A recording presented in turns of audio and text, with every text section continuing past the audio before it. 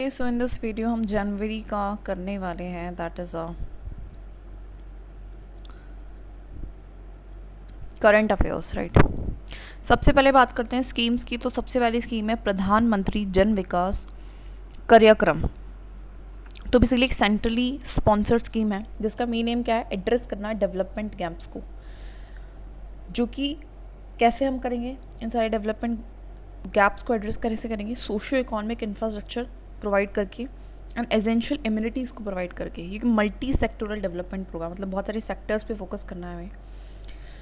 इसको एक्सपेंड किया गया है, इसकी इम्प्लीमेंटेशन को all the districts across the country, जहाँ पे बस एक कंडीशन, अगर माइनॉरिटी की पॉपुलेशन वहाँ पे 25% और मोर है तो उन सारी डिस्ट्रिक्ट्स में ये लॉन्च होगी। तो एलिजिबिलिटी लिखते चलना है।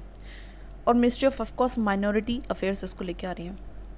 बॉक्स पे ध्यान देंगे, माइनॉरिटी जो कम्युनिटीज़ हैं जो नोटिफाई करी है हमारी सेंट्रल गवर्नमेंट ने, मात्र से 6 कम्युनिटीज़ हैं। मुस्लिम है, सिख है, क्रिश्चियन है, बुद्धिस्ट है, पारसीज एंड जैन्स है।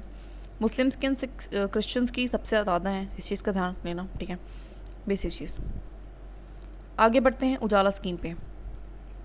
सबसे पहले देखते हैं इसकी फुल फॉर्म क्या है। उजाला का फुल फॉर्म है Unnati Jyoti by affordable LEDs for all.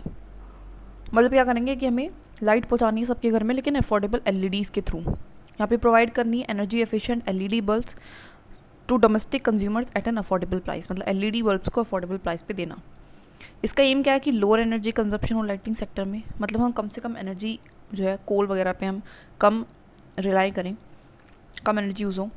Encourage करें adoption of LED based efficient lighting solution. और इसके तहत हम क्या करेंगे, इनकरेज करेंगे कि ज़्यादा से ज़्यादा एलईडी बेस्ड हम इफेक्टिव लाइटिंग सोल्यूशन का इस्तेमाल करें। ऑल्सो इसके तहत हम क्या करेंगे, इंक्रीज करेंगे कंज्यूमर के अवेयरनेस को भी। एनर्जी एफिशिएंट सर्विसेज लिमिटेड जो है इसकी इम्प्लीमेंटिंग एजेंसी, इसका ध्यान रखना कि कौन सी energy efficiency services limited, of course ministry of power के अंडर। और एलईडी वर्क मतलब काफ़ी हमारा टाइम वगैरह एनर्जी बचाते हैं। न्यूज़ में क्यों थी, बिकॉज उजाला स्कीम को 10th एनिवर्सरी जो है हो चुकी है। वर्ल्ड का लार्जेस्ट ये zero subsidy domestic lighting programme, मतलब इसमें कोई सब्सिडी नहीं दे रहे हैं, बस अफोर्डेबल उस पर हम प्रोवाइड करा रहे हैं बस। अगला है पीएम यशस्वी स्कीम।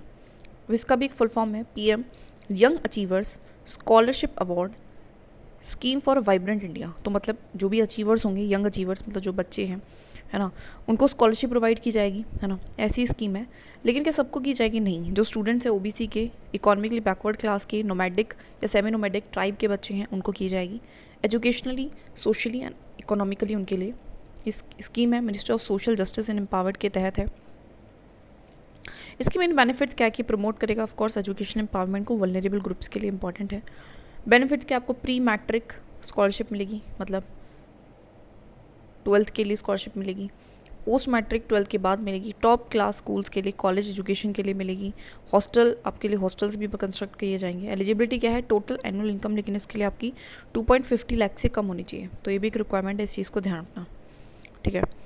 आगे हम बढ़ते हैं, दैट इज़ ऑफ दी नमस्ते स्कीम। नमस्ते स्कीम की अगर मैं बात करूं तो इसकी भी फॉर्म है national action for mechanise sanitation ecosystem. इसका मतलब है कि हमें नेशनल लेवल पे ऐसे एक्शन लेने हैं जिससे हम मैकेनाइज कर पाए, मशीन्स का उपयोग करें सैनिटेशन के लिए, साफ़ सफाई के लिए। इसको लॉन्च किया गया था हमारे, ठीक है, इंश्योर करने के लिए safety and dignity of sanitation workers की सेफ्टी के लिए। फोकस क्या है कि प्रिवेंट कर पाए कोई भी हजार्डस क्लीनिंग ना हो, कोई भी प्रमोशन ना हो, सेफ और प्रमोशन हो हमारी सेफ क्लीनिंग प्रैक्टिसेस का, ठीक है, सफाई हो लेकिन सेफ तरीके से। इसका ऑब्जेक्टिव है कि हम फॉर्मलाइज करें एंड रिहेबिलिट करें उन पर्सनस को जो ऑलरेडी इंगेज थे हजार्डस क्लीनिंग ऑफ सीवर वगैरह में। जॉइंटली इसके 2 मिनिस्ट्रीज़ हैं। मिनिस्ट्रीज वैसे जनरली गलत होती हैं, बट ठीक है, सोशल जस्टिस और एक हमारा housing and urban affairs. National सफाई कर्मचारी फाइनेंस डेवलपमेंट कॉर्पोरेशन इसकी इंप्लीमेंटिंग एजेंसीज है, तो इस चीज़ का भी ध्यान रखना। नेशनल सफाई कर्मचारी फाइनेंस डेवलपमेंट कॉर्पोरेशन लिखते रहना है। ये हमारी गवर्नमेंट ऑफ इंडिया की एक अंडरटेकिंग टाइप है।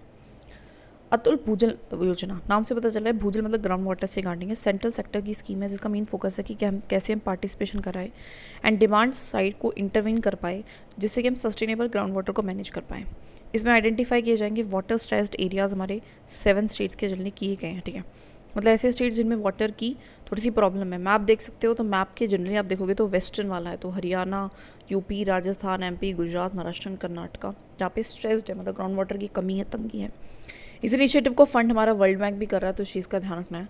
इसका एम है बिहेवियरल चेंज लाना, मतलब मेन क्या है कि लोगों के दिमाग में थोड़ा सा परिवर्तन आए सो दैट वो अच्छे से ग्राउंड वाटर को इस्तेमाल करें। उसको इम्प्लीमेंट मिनिस्ट्री ऑफ जल शक्ति करती है। आगे बात करो तो अगला है नेशनल ब्रॉडबैंड मिशन 2.0।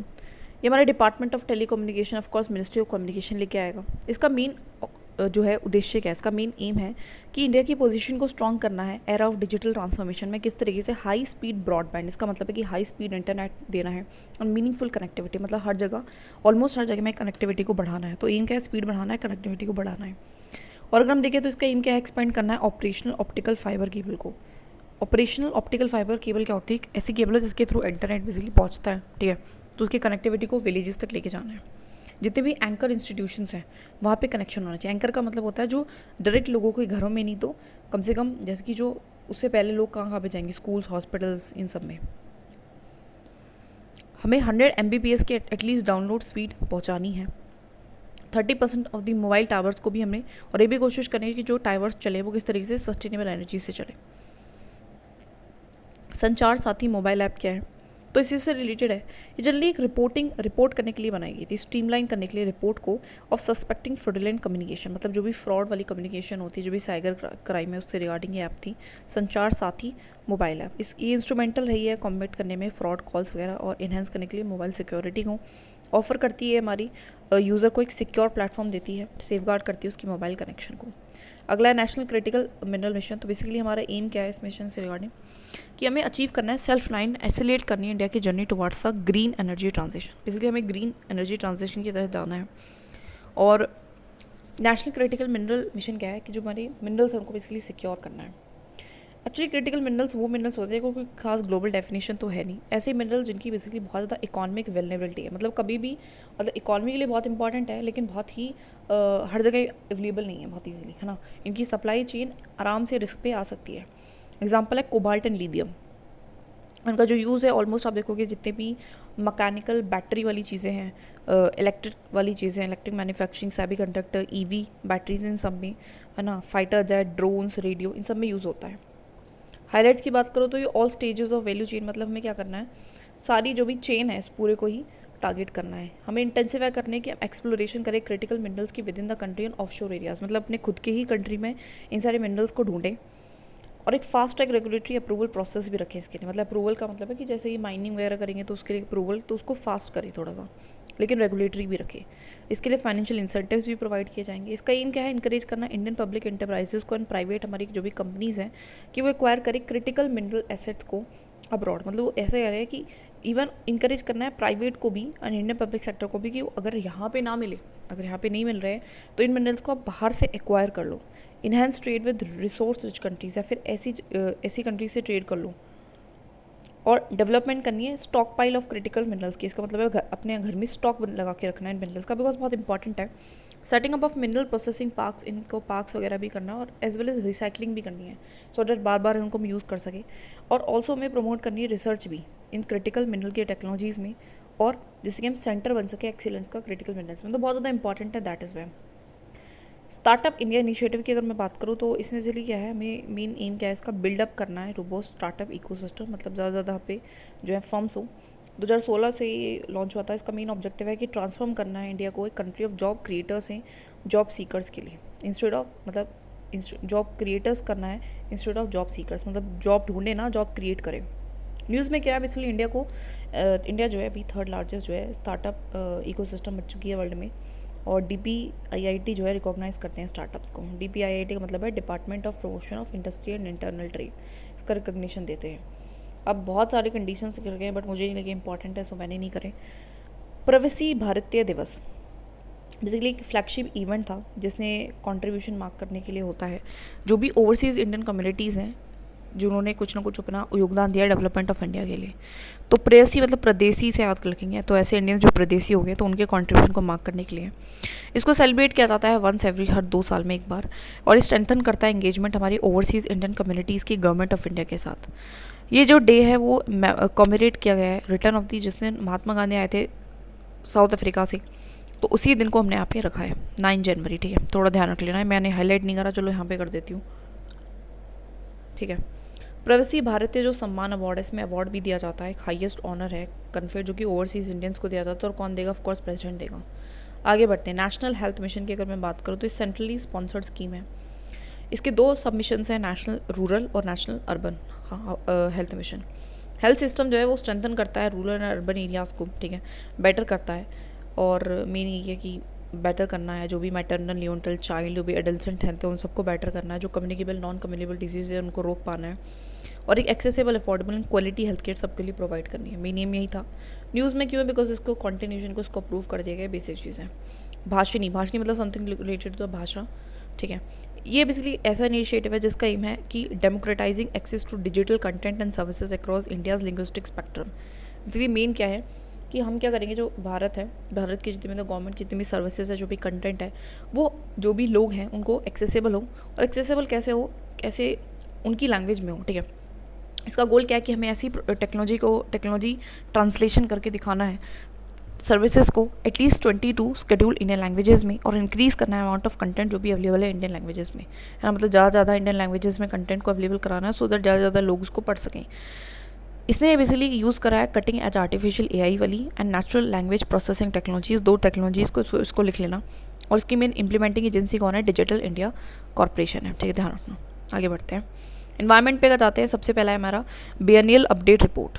सो बेसिकली इंडिया ने सबमिट कर दी अपनी रिपोर्ट, है ना। ये किसको करे? UNFCCC को। तो ऑफकोर्स किसके रिगार्डिंग होगी? क्लाइमेट चेंज से रिगार्डिंग होगी, ठीक है।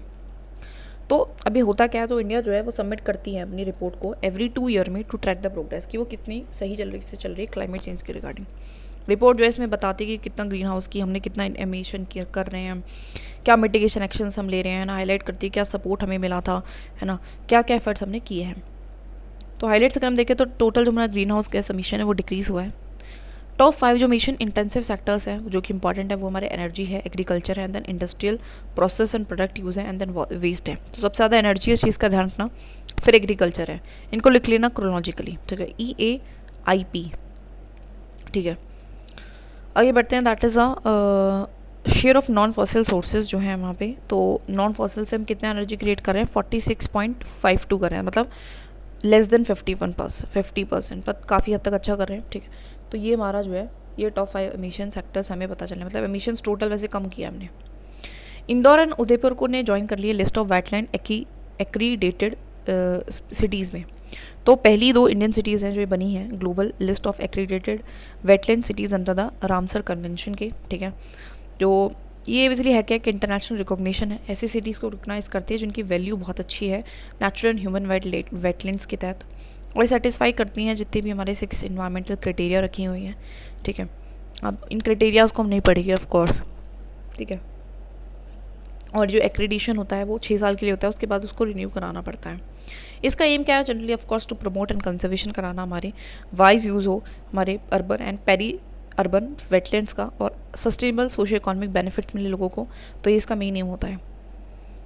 एक्रेडिटेड वेटलैंड सिटीज़ जनरली 74 हैं, और हाईएस्ट सबसे ज़्यादा 22 चाइना में ही है। तो सिर्फ और सिर्फ इकलौती चाइना में ही 22 है, उसके बाद फ्रांस में है 9, और इंडिया में तो अभी 2 ही हैं जो पहली आई हैं, ठीक है। आई क्यों है? अगर देखना चाहे तो इंदौर में ये तो बहुत ज़्यादा क्लीनिनेस के लिए फेमस है, एंड यहाँ पे एक सिरपुर लेक है जो कि रामसर साइट है, वाटर बर्ड्स के लिए काफ़ी ये अच्छी है। तो लिख लेना इंदौर में क्या है? सिरपुर लेक, है ना। तो ऐसे, क्योंकि ऐसे याद कर सकते हैं जो इंदौर के लोग हैं वो क्लीनिनेस को एकदम सर पे चढ़ा के, दैट इज़ वे इतनी अच्छी क्लीनिनेस है वहाँ पे। उदयपुर की अगर मैं बात करूँ तो उदयपुर में 5 मेजर आपको वेटलैंड्स मिलेंगे। पिचोला है, फतेह सागर है, पिचोला है, फतेह सागर है, रंग सागर है, स्वरूप सागर है, एंड दूध तलाई है। तो पिचोला, है ना, फतेह सागर, रंग सागर, स्वरूप सागर। तो FSS तो हमारे सागर हैं, उसके बाद दूध तलाई और पिचोला, ठीक है, ऐसे याद रख लेंगे, ठीक है। तो याद रखना, ठीक है। नाउ CGWB रिपोर्ट उसने दिया नाइट्रेट कंटेमिनेशन पे, basically central ground water board है ये, बेसिकली हमारा एपेक्स ऑर्गेनाइजेशन है, मिनिस्ट्री ऑफ जल शक्ति के अंडर ही आता है, और ये हमारे ग्राउंड वाटर रिलेटेड इशूज़ से डील करता है। इसमें basically scientific and sustainable development and management of ground water resources से रिगार्डिंग ये काम करता है कि किस तरीके से हम बेहतरीन यूज़ कर पाए, अपने ग्राउंड वाटर को सेव कर पाए। हेडक्वार्टर्स के फरीदाबाद हरियाणा में है। न्यूज़ में इस वजह से बिकॉज रिसेंट असेसमेंट हुआ था अभी इंडियाज़ के ग्राउंड वाटर का, ऐसा पता चला कि बहुत सारी स्टेट्स हैं जहाँ पे सिग्निफिकेंट एक चैलेंज है, वो ये है कि ग्राउंड वाटर में क्या है, एक्सेसिव नाइट्रेट का कंटेमिनेशन हो चुका है। नाइट्रेट कंटेमिनेशन की अगर मैं बात करूँ तो ये नेचुरली अकरिंग है इन्वायरमेंट में, और ये काफ़ी सॉल्युबल होता है वाटर में, तभी तो ग्राउंड वाटर में चला गया। जो सोर्सेज हैं वो फर्टिलाइज़र्स वगैरह हैं, इंडस्ट्रीज से निकलता है कुछ हमारा प्रॉपर अगर हम डिस्पोज नहीं करते वेस्ट का तो वो भी है। ये में सीरियस हेल्थ रिस्क वगैरह कर सकता है। और एक जो बीमारी होती है ना ब्लू बेल्ट सिंड्रोम, जिसको हम कहते हैं मिथीमोग्लोबिनिया कुछ करके है, तो एक कंडीशन है जहाँ पे ना ब्लड इनफ नहीं कैरी कर पाता ऑक्सीजन, तो इस वजह से नीली पड़ जाती है बॉडी, तो उसको कहते हैं। अच्छा, रिपोर्ट कहती क्या है, वही एक्सेसिव नाइट्रेट है हमारे गवर्नमेंट में सबसे ज़्यादा कहाँ पे देख लेना, महाराष्ट्र, तेलंगाना, आंध्र प्रदेश। तो महाराष्ट्र ने इस बार भी टॉप किया है, ठीक है। किस चीज़ में हमारा, इसी चीज़ में ऑफकोर्स, ठीक है। बायोचार की अगर मैं बात करूँ तो ये क्या है, एक चारकोल लाइक सब्सटेंस होता है। बेसिकली इसको हम कैसे बनाते, कैसे बनता कैसे है, तो बर्न करते हैं जब हम ऑर्गेनिक मटेरियल को, एग्रीकल्चर ऐसे कहें तो फॉरेस्ट्री वेस्ट से, ठीक है।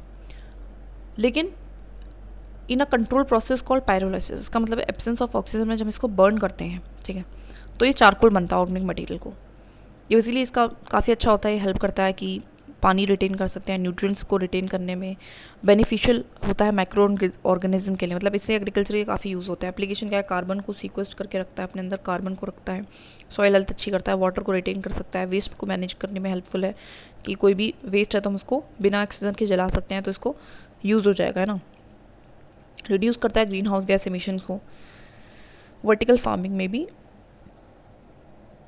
बायोचार को आप यूज़ कर सकते हो, growing medium in vertical farming to promote the growth of जैसे कि नाइट्रोजन फिक्सिंग ऑर्गेनिज्म की ग्रोथ बढ़े, है ना, और ज़्यादा रिटेन कर पाए वाटर लॉन्गर पीरियड के लिए।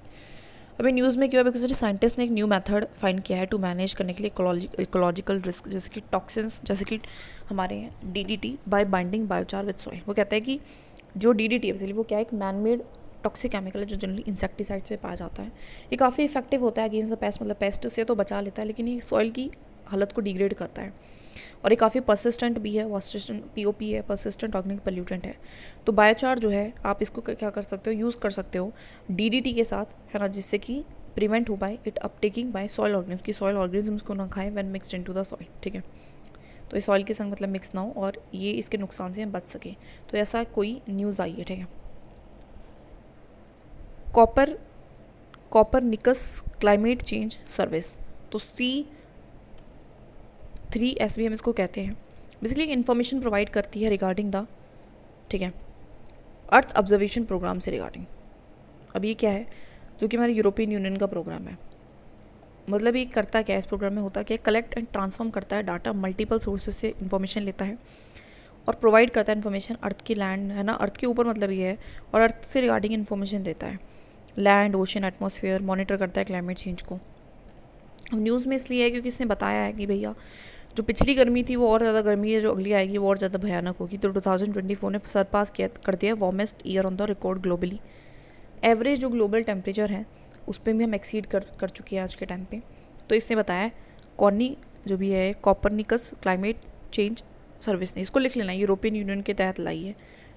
अदर नोटेबल टॉपिक्स की बात करो तो जैसे कि गलेथिया नेशनल पार्क है, एक्चुअली हमारे लोकेटेड है ग्रेट निकोबार आइलैंड पे, साउथ मोस्ट आइलैंड है हमारा ग्रेट निकोबार आइलैंड। कहाँ से है, साउथ में सबसे आइलैंड है अंडमान निकोबार की आइलैंड्स में से। ये इसलिए हमारा जो हमारे गलेथिया नेशनल पार्क है हमारे ग्रेट निकोबार के बायोस्फीयर रिजर्व का ही पार्ट है, देख सकते हो। तो हमारा ग्रेट निकोबार बायोस्फीयर रिजर्व है, इसमें हमारा गलेथिया नेशनल पार्क है, और दूसरा है कैंपबेल नेशनल पार्क, इसको भी ध्यान रखना।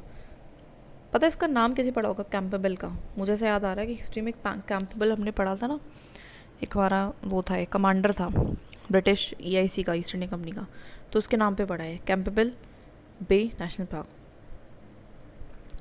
Tropical evergreen forest and mangroves of course यहाँ पे देखने को मिलेंगे। यहाँ पे आपको पीजन में दिखने का, salt water crocodiles because of course समुद्र के पास है इसलिए, जाइंट लेदरबैक टर्टल दोनों के लिए फेमस है।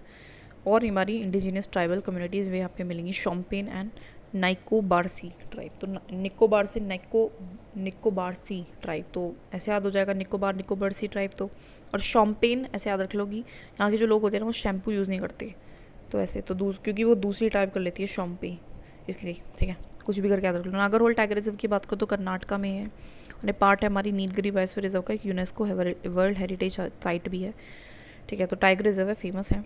और हमारे यहाँ पे मॉइस्ट डिजीसियस फॉरेस्ट ट्रीज मिलते हैं। मेजर रिवर्स कौन से, ऑफकोर्स नागरहोली रिवर है ना, काबिनी भी है, काबिनी हमने देखा था, it is a tributary of the Kaveri river, right. Taraka reservoirs भी हैं, ठीक है। मेन सिग्निफिकेंस क्या है यहाँ पे आपको देखने को मिलेगा, वायान नेचुरल सेंचुरी जो है इसके साउथ में है, ठीक है। और ठीक है, और साउथ ईस्ट में आपको बांदीपुर टाइगर रिजर्व भी देखने को मिलता है। मतलब काफ़ी क्रिटिकल है, कनेक्ट करता है हमारी हैबिटेट को, टाइगर्स एंड एलिफेंट्स की हैबिटेट को ये कनेक्ट करता है, ठीक है। तो ये भी इसलिए भी इम्पॉर्टेंट है। सूट क्या होता है, बेसिकली ब्लैक कार्बन कहते हैं। जनरली होता क्या है कि जब ये कब प्रोड्यूस होता है, जब इनकम्प्लीट कंबस्शन हो जाती है फॉसिल फ्यूल्स की, तो एक राख टाइप जो निकलता है उसको हम सूट कहते हैं। और इसमें हो सकता है कि बहुत सारे हैवी मेटल्स भी हो सकते हैं। वाइड वैरायटी ऑफ जो है सोर्सेज हैं इसके। और ये ऑब्जर्व करता है एक्चुअली सोलर रेडिएशंस को, जिससे कि फर्दर एटमॉस्फेयर वार्म होता है, ठीक है। तो इस चीज़ का भी ध्यान रखना। और ये पेनिट्रेट भी कर सकता है लंग्स में, और थोड़े रेस्पिरेटरी इन्फेक्शंस, हार्ट डिजीजेस भी कर सकता है। बात करूँ फ्लोरा एंड फौना की, तो सबसे पहला है vultures and the nimesulide light. Vultures जो है वो हमारे हर एक कॉन्टिनेंट में रहते हैं, एक्सेप्ट आपको पता है अंटार्कटिका एंड ऑस्ट्रेलिया। और जनरली क्लीन अप करते हैं जो भी कार केसेस हैं, अनदर ऑर्गेनिक वेस्ट है, उस सबको क्लीन अप करते हैं एनवायरनमेंट में। एंड क्रिटिकली बहुत ज़्यादा इंपॉर्टेंट इकोसिस्टम सर्विसेज के लिए बहुत ज़्यादा इंपॉर्टेंट होते हैं। इंडिया के पास 9 वल्चर की स्पीशीज़, इसमें से 4 काफ़ी क्रिटिकली इंडेंजर्ड है, जैसे कि Indian vulture, white rumped vulture, red headed vulture and slender billed vulture. ये चारों क्या हैं, क्रिटिकली इंडेंजर्ड हैं। बाकी भी यहाँ पे मिलती हैं। उनकी जो पॉपुलेशन है वो डिक्लाइन इस वजह से हो रही है because of the use of the diclofenac. अब डाइक्लोफेनेक क्या है, एक तरीके का एंटी इन्फ्लेशनरी ड्रग है जिसको जनरली जानवरों को खिलाया जाता है ना। लेकिन अब जब जानवर मरते हैं या फिर जब वल्चर उनको खाते हैं तो वो भी मर जाते हैं, उनका किडनी वगैरह फेल हो जाता है। ड्रग को बैन कर दिया गया है खैर, लेकिन अभी भी ये यूज़ में है। गवर्नमेंट ने और बैन किया है manufacture, sale and distribution of the formulation of the nimesulide, ठीक है, क्योंकि वो भी माना जाता है कि वो भी टॉक्सिक है टू द वल्चर्स। तो नाइमुलोसाइड किससे रिगार्डिंग है, ध्यान रखना है, इसको लिख लेना 2 बार, नाइमसूलाइड, ठीक है। और भी हैं, जैसे कि बाकी है डाइक्लोफेनेक हमने देखा, इसी स्लो या एकिक्लोफेनिक ये हमने देखा, दोनों फेनिक है। एंड कीटोप्रोफिन, ठीक है, इस तरीके से। Agriculture,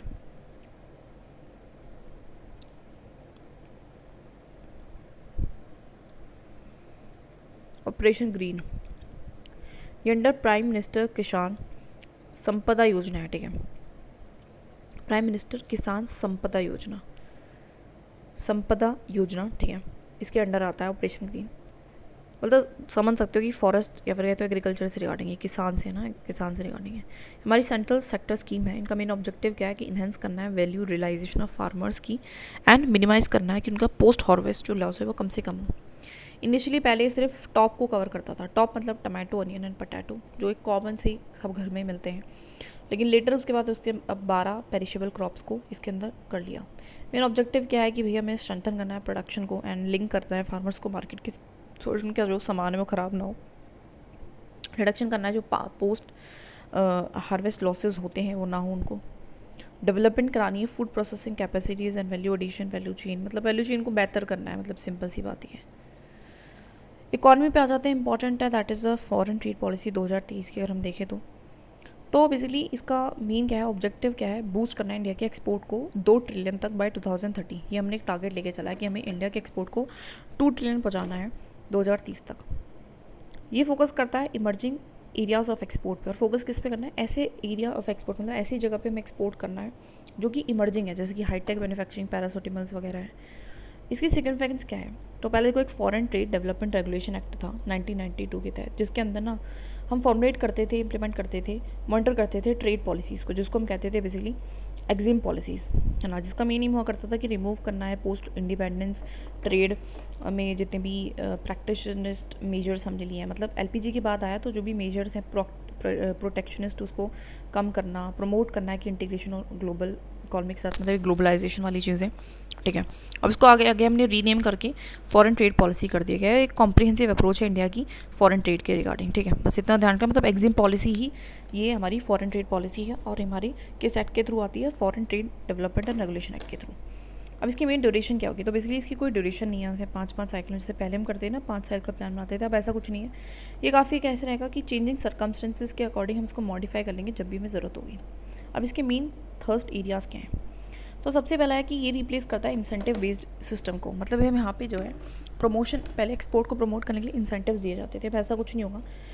but रेमिशन and entitlement based exam होंगे कि आपने कुछ अच्छा किया तो आपको कुछ मिलेगा। इनहेंस कोलैबोरेशन को बढ़ाएंगे, ठीक है, ट्रांजेक्शन कॉस्ट को कम करेंगे, इनिशिएटिव्स को इस्तेमाल करेंगे एंड डेवलप करेंगे एडिशनल एक्सपोर्ट हब्स को, मतलब अच्छा से अच्छा हमें एक्सपोर्ट बढ़ाना है। Goals and target way India का जो ओवरऑल एक्सपोर्ट है वो 2 ट्रिलियन होना चाहिए, मेन गोल ही है। और इक्वल कंट्रीब्यूशन हो मर्केंटाइज का एंड सर्विस सेक्टर का, सिर्फ ऐसे ना हो कि सर्विस सेक्टर कर दें। यहाँ पे हमने प्रायोरिटाइज करें इन्हांस करना कि change ease of doing business की चीज़ें जो हैं आसानी से हों। और कुछ टाउन्स हैं जैसे कि फरीदाबाद, मुरादाबाद वगैरह वगैरह, उनको हमने डेजिग्नेट करा है अभी के टाइम पे टाउन्स ऑफ एक्सपोर्ट एक्सीलेंस करके। तो देख लेना, फरीदाबाद, मुरादाबाद, मिर्ज़ापुर एंड हमारा वाराणसी। अब वो जो फरीदाबाद है, और देखो 2 तो बाद हो गया है ना, उसके बाद मिर्ज़ापुर एंड वाराणसी। अब जो 2 बाद मतलब बैड चीज़ जिन्होंने करी होगी वो मिर्ज़ापुर रहते होंगे, मिर्ज़ापुर में ही करते हैं गाली गलौज। उसके बाद फिर अब पाप धोने के लिए वाराणसी चले गए, कुछ ऐसे करके याद कर लेते हैं। ये जनरली बूस्ट करेगा इंटरनेशनल ऑफ ट्रेड को रुपीज़, मतलब हम भी ये चाहते हैं ना कि जो हमारा ट्रेड हो ज़्यादा हमारे रुपीज़ में हो, तो वही चीज़ है।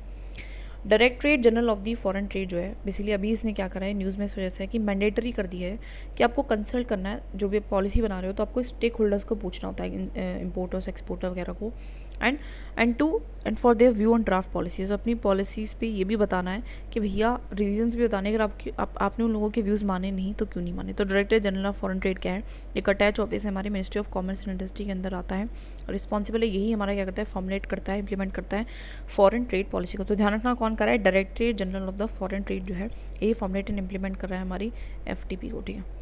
आगे बात करते हैं परचेजिंग मैनेजर्स इंडेक्स की। बेसिकली एक इकॉनमिक इंडिकेटर है, हमारी इकॉनमी की हेल्थ के बारे में बेसिकली इंडिकेट करता है, मैन्युफैक्चरिंग सर्विस सेक्टर दोनों के बारे में। और उसको कंपाइल SNMP की कोई ग्लोबल कंपनी है वो करती है। एक हमारा इन्वेस्टमेंट सेंटीमेंट ट्रैकिंग इंडेक्स है, मतलब कितनी इन्वेस्टमेंट, मतलब इन्वेस्टर की सेंटिमेंट्स को देखती है, मतलब इन्वेस्टर क्या चाहते हैं, इन्वेस्टमेंट कितनी जो इन्वेस्टर कितनी इन्वेस्टमेंट करना चाहते हैं। और एक सर्वे बेस्ड मेजर है, मतलब एग्जैक्टली मेजर नहीं है, डाटा बेस नहीं है, सर्वे किया है उसके बेसिस पे है। और अगर PMI हमारा इतना 50 से ज़्यादा आता है, इसका मतलब होता है कि हमारा एक्सपेंशन हो रहा है बिजनेस एंड इकोनॉमिक एक्टिविटी का, और कम आता है तो इसका मतलब है कि कॉन्ट्रैक्शन हो रहा है, ठीक है। इंडिया की जो मैन्युफैक्चरिंग परचेजिंग मैनेजर इंडेक्स है वो बढ़ी है, रोज़ हुई है हमारा, तो इस चीज़ का ध्यान रखना बस। More stocks to have +0 settlement. तो सेटलमेंट आपको पता है कि 2 वे प्रोसेस है जिसमें सिली transfer of fund and securities होती है सेटलमेंट डेट पे। लैग जो होता है ट्रेड एंड सेटलमेंट के बीच में, ठीक है। तो अभी जो करंट साइकिल है वो T+1 है, आपको पता है इंडिया में, एंड जो कि एक दिन के अंदर आपका विदिन 24 आवर्स आपकी एक्चुअल ट्रांजेक्शन हो जाती है। मार्च 2024 है उसमें सेबी ने इंट्रोड्यूस कर दिया था कि आप T+0 मतलब आप सेम डे पे सेटलमेंट कर लोगे, है ना, 24 घंटे से भी पहले कर लोगे, ठीक है। तो एडिशन टू द एग्जिस्टिंग, मतलब वो तो चलता रहेगा T+1, लेकिन T+2 की घोषणा कर दी थी। अब जो सेटलमेंट है वो सेटल हो जाएगी इन द डे आप ट्रेड में एंटर हुए हो। सेबी जो है इसने इन्हांस कर दिया इसके स्कोप को और ज़्यादा, बस ये बता रखा है कि अब नाउ 500 स्टॉक्स और अवेलेबल है T+0 साइकिल के लिए। तो इंडिया जो है हमारी सेकंड कंट्री बनी है जिसने स्टार्ट किया था T+1 settlement cycle top listed securities में आफ्टर चाइना। तो इस चीज़ का भी ध्यान रखना, इंपॉर्टेंट फैक्ट था। अच्छा होगा क्या, चेंज क्या होगा इन्वेस्टर्स के लिए, तो सिंपल सी बात है, मनी जो है उसी दिन क्रेडिट हो जाएगी उनके अकाउंट में जिस दिन उन्होंने किया। Get the money in their account instantly उनको मिल जाएगी, जो बायर्स हैं उनको अपना शेयर भी मिल जाएगा डीमेट अकाउंट में सेम डे पे। कॉस्ट एंड टाइम एफिशिएंट रहेगा, ट्रांसपेरेंसी अच्छी होगी, रिस्क को भी मैनेज कर पाएंगे। गवर्नमेंट ने सेट करे हैं टारगेट कि हम 10,000 GI टैक्स देंगे बाय 2030 तक। GI टैक्स होते क्या है, इसलिए एक साइन है जो कि स्पेसिफिक जोग्राफिकल ओरिजिन को बताते हैं, मतलब कोई उसके ऊपर मतलब टैग लग जाता है कि वो कहीं कहीं उसका पर्टिकुलर ओरिजिन है। एग्रीकल्चर, नेचुरल, बहुत सारी चीज़ों में आप यूज़ कर सकते हो। और ये रजिस्ट्रेशन जो है 10 साल के लिए वैलिड होता है, फिर रजिस्ट्रेशन वैसे इसका कराना कंपलसरी नहीं होता है, ध्यान रखना। लेजिस्लेशन की बात करूँ तो मतलब एक लॉ BS के चलते geographical indication of goods registration protection act है। इसको एडमिनिस्ट्रेट किया जाता है हमारा controller general of the patents designs and trademarks GI department for promotion of the industry and internal trade ministry of commerce के अंदर ही आता है। तो इसको एडमिनिस्टर मतलब देता कौन है, तो कौन देता है, controller general of patent design and trademarks देता है, ठीक है। 2004 में दार्जिलिंग की जो टी है उसको पहला जो है GI टैग मिला था, मतलब दार्जिलिंग की टी जो है फेमस है ऑल ओवर द वर्ल्ड। तो चाय के नाम पे हम दार्जिलिंग को ही क्यों याद कर रहे हैं, because of the GI tag, ठीक है। और जो हमारे GI टैग होता है ना कि वो हमारा ओन करते हैं सारे प्रोड्यूसर्स एक डिफाइंड टेरिटरी में, ठीक है, ऐसा नहीं कि एक करता है, ठीक है, इस चीज़ का ध्यान रखना। इसके हमारा जो इंटेलेक्चुअल प्रॉपर्टी राइट है वो एक ही करता है। नंबर ऑफ GI टैग्स जो हैं वो आज तक अभी तक जो है 605 ही है, और हमारा टारगेट क्या है कि हमें 10,000 तक देने हैं। बेसिक चीज़ें आगे देखते हैं। Okay, financial intelligence unit India, तो FIUIND अगर आ जाता है तो उसका सबसे पहले तो फुल फॉर्म लिख लीजिए, फाइनेंशियल इंटेलिजेंस यूनिट इंडिया। इसको सेटअप किया गया था सेंट्रल नेशनल एजेंसी ने रिसीव करने के लिए, प्रोसेस करने के लिए, एनालाइज करने के लिए, डिसमिनेट करने के लिए इन्फॉर्मेशन जो कि रिलेटेड है हमारी सस्पेक्ट से रिगार्डिंग फाइनेंशियल ट्रांजैक्शन। तो कोई भी फाइनेंशियल ट्रांजैक्शन से की सस्पेक्ट से रिगार्डिंग कोई भी प्रॉब्लम है उससे रिगार्डिंग, तो उसके रिगार्डिंग नेशनल एजेंसी है जो कि receive, process, analyse and disseminate करती है इन्फॉर्मेशन को। बेसिकली एक तरीके का ग्लोबल एफर्ट था against the money laundering and financing of terrorism की जो पैसा है गलत तरीके से इस्तेमाल ना हो। इंडिपेंडेंट बॉडी है जो रिपोर्ट करती है directly to the economic intelligence council, जिसको हेड हमारा फाइनेंस मिनिस्टर करता है, ठीक है। तो इकोनॉमिक इंटेलिजेंस काउंसिल होता है इकोनॉमी से रिगार्डिंग जो भी, इंटेलिजेंस काउंसिल होता है फ्रॉड वगैरह जो मिटिगेशन करता है, इकोनॉमिक ऑफेंसेस को देखता है, ठीक है बेसिकली ये, और उसको चेयर्ड फाइनेंस मिनिस्टर करता है, बस इतना ध्यान रखना है। आगे बढ़ते हैं, दैट इज़ एन इंडोनेशिया ने ज्वाइन कर लिया ब्रिक्स के ग्रुप को। तो फर्स्ट नेशन बनाया और इंडोनेशिया हमारे साउथ ईस्ट एशिया में से जिसने ब्रिक्स को ज्वाइन किया है। ब्रिक्स जनरली आपको पता है कि Brazil, Russia, India, China and then उसके बाद साउथ अफ्रीका ने इसने ज्वाइन किया था। अभी के टाइम पे हमको पता है Iran, Egypt, Ethiopia and UAE भी इसमें ऐड हो चुके हैं। तो सारे जो उसके मेंबर्स हैं ना, तो ईरान है ना, इथोपिया और इजिप्ट और UAE है ना, IEEU और अब SB, सॉरी IB, अर्थात IIEU इन्होंने भी लेटर ऐड किया है, तो उनको लिख लेना। बाकी जो तुर्की है, अजरबैजान है, मलेशिया, इन्होंने और अप्लाई कर रखा है, तो बस अभी के लिए इतना ही ध्यान रखना है। Economic community of west African states, ठीक है। तो रीजनल ग्रुप है हमारा 15 एक्चुअली अफ्रीकन कंट्रीज़ का, वेस्ट अफ्रीकन कंट्रीज़ का है ना, और ट्रीटी ऑफ लागोस के तहत ये बना था। जनरली किसी के लिए बना गया था कि भैया इकोनॉमिक इंटीग्रेशन को बेटर करना है। ये आइडिया है कलेक्टिव सेल्फ सफिशिएंसी का, मतलब हमें सेल्फ सफिशिएंट होना है, अपनी इकॉनमी को बेहतर करना है, बेसिक चीज़ है। और सिंपल एक लार्ज ट्रेडिंग ब्लॉक भी है। हेडक्वार्टर्स इसके अबूजा नाइजीरिया में है, और इसके मेंबर्स की अगर मैं बात करूँ तो थोड़ा सा आप मैप को देख सकते हो, तो जो भी इसके आसपास है ना। अब एक्चुअली न्यूज़ में क्यों है, जो हमारी 3 मिलिट्री रूल्स के अंदर जो कंट्रीज़ हैं, माली, नाइगर एंड बुर्किना फासो, इन्होंने ऑफिशियली इस चीज़ को छोड़ दिया है, इस ग्रुप को छोड़ दिया है, तो दैट इज़ है। तो माली, नाइगर और बुर्किना फासो तीनों के अंडर मिलिट्री रूल है और तीनों ने इसको छोड़ दिया है। तो ये लोकेशन भी है माली, नाइगर, बुर्किना फासो। बाकी आप देख सकते हो नाइजीरिया, गिनिया, लिबेनिया, टोगो, बेनिन, तो ये सारे हमारे इसके अभी भी की सारी कंट्रीज़ हैं। नेट ज़ीरो बैंकिंग अलायंस, तो बेसिकली बैंक ऐसी अलायंस है generally bank led UN convent group है लीडिंग बैंक्स का अराउंड द वर्ल्ड, इन सब का एक ग्रुप है जो कि कमिट है कि हम lending, investment and capital market activities में वहाँ पे वहाँ पे इन्वेस्ट करेंगे जहाँ पे net zero greenhouse gas emission, मतलब वहाँ पे इजीली पैसे देंगे जहाँ पे ऐसे प्रोजेक्ट्स के लिए जहाँ पे नेट ज़ीरो जो है ग्रीन हाउस गैस एमिशन हो रहा होगा। ये अंडर हमारे UNEP के फाइनेंस इनिशिएटिव के तहत है। इंडिया इसका मेंबर नहीं, इस चीज़ का ध्यान रखना। और न्यूज़ में इसलिए था क्योंकि कुछ हमारे किसी अमेरिकन बैंक ने इससे एग्जिट कर लिया, ठीक है।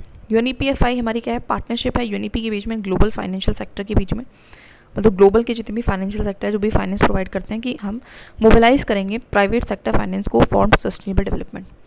मतलब जितने भी प्राइवेट सेक्टर फाइनेंस है कि हम कोशिश करेंगे ज़्यादा से ज़्यादा फाइनेंस कहाँ दिखे, सस्टेनेबल डेवलपमेंट के तहत ही।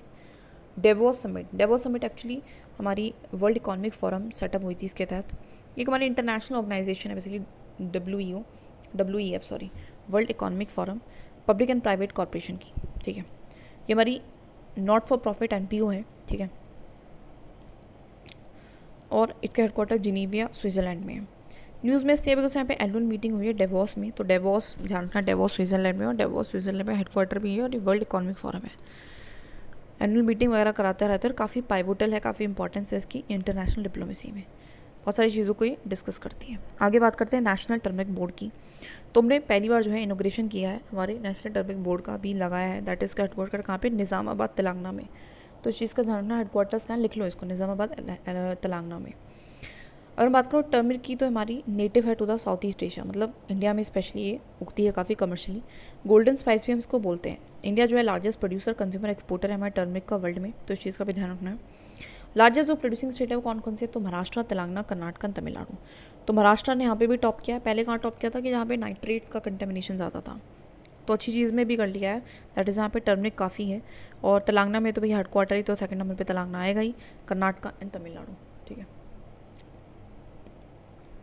इंडिया जो है 70% वर्ल्ड की टर्मरिक का प्रोडक्शन करता है, 60% जो है ग्लोबल टर्मरिक की ट्रेड को यही देखता है, ठीक है।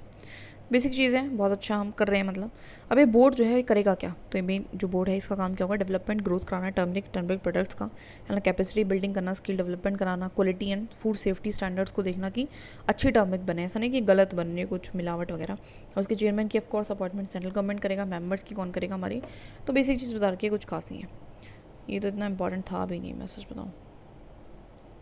आगे बढ़ते हैं, that is central consumer protection authority. तो सेंट्रल लेवल पे कोई कंज्यूमर की प्रोटेक्शन के लिए अथॉरिटी बना रखी, एक स्टैट्यूटरी बॉडी है कंज्यूमर प्रोटेक्शन एक्ट के तहत। इसका एम क्या, ऑफकोर्स प्रोटेक्ट करना राइट्स ऑफ द कंज्यूमर को, और ये इन्वेस्टिगेशन वगैरह भी कराता है, ऑर्डर करता है रिकॉल, अनसेफ जो चीज़ें हैं उनको हटाने के लिए, डिसकंटिन्यू कराता है जो भी अनफेयर ट्रेड प्रैक्टिसेस है, पेनल्टीज़ वगैरह भी लगाता है, under the ministry of consumer affairs से आता है।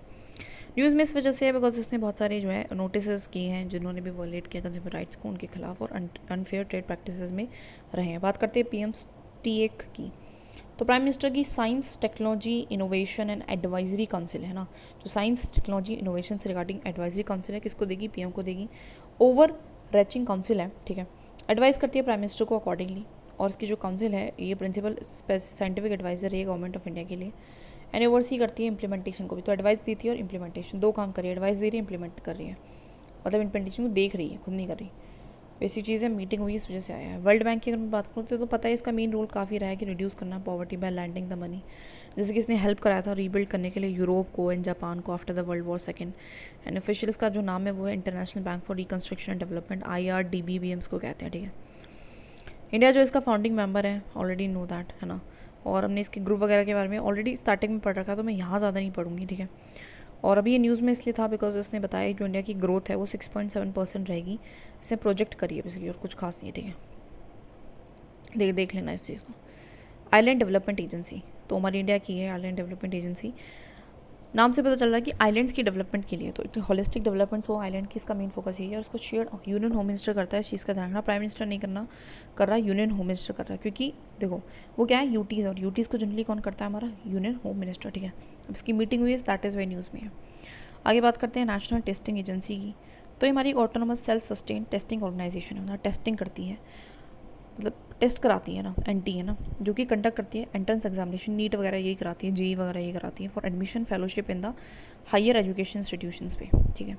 इसको इस्टेब्लिश मिनिस्ट्री ऑफ एजुकेशन ने किया था, और एक सोसाइटी ये रजिस्टर्ड है, ठीक है।